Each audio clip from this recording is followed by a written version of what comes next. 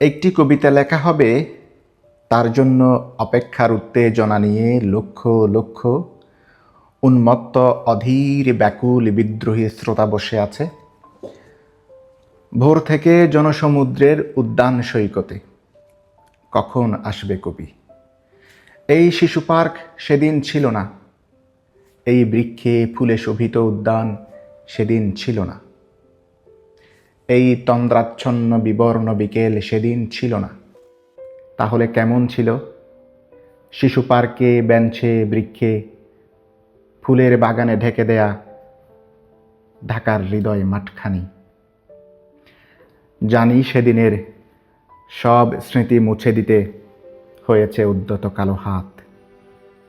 তাই দেখি কবিহীন এই বিমুখ প্রান্তরে আজ কবির বিরুদ্ধে কবি, মাঠের বিরুদ্ধে মাঠ, বিকেলের বিরুদ্ধে বিকেল, উদ্যানের বিরুদ্ধে উদ্যান, মার্চের বিরুদ্ধে মার্চ। হে অনাগত শিশু, হে আগামী দিনের কবি, হে অনাগত শিশু, হে আগামী দিনের কবি।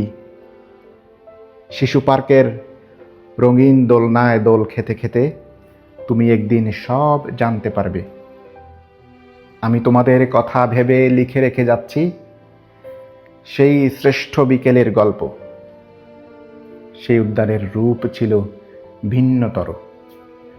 না পার্ক, না ফুলের বাগান, এসবের কিছুই ছিল না।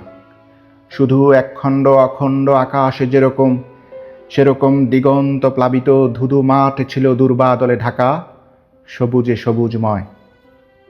আমাদের স্বাধীনতা প্রিয় প্রাণের সবুজ এসে মিশেছিল এই ধুধু মাঠের সবুজে।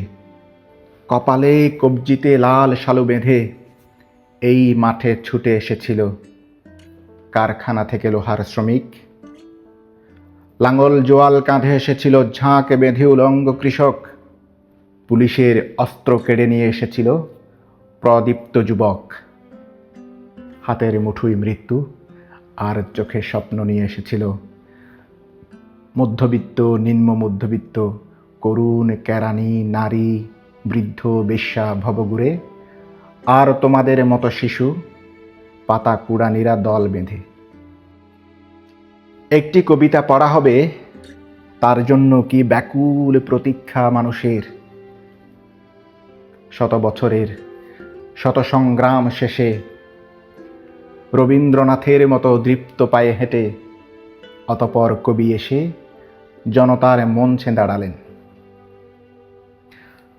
শত বছরের শত সংগ্রাম শেষে রবীন্দ্রনাথের মতো দৃপ্ত পায়ে হেঁটে অতপর কবি এসে জনতার মঞ্চে দাঁড়ালেন।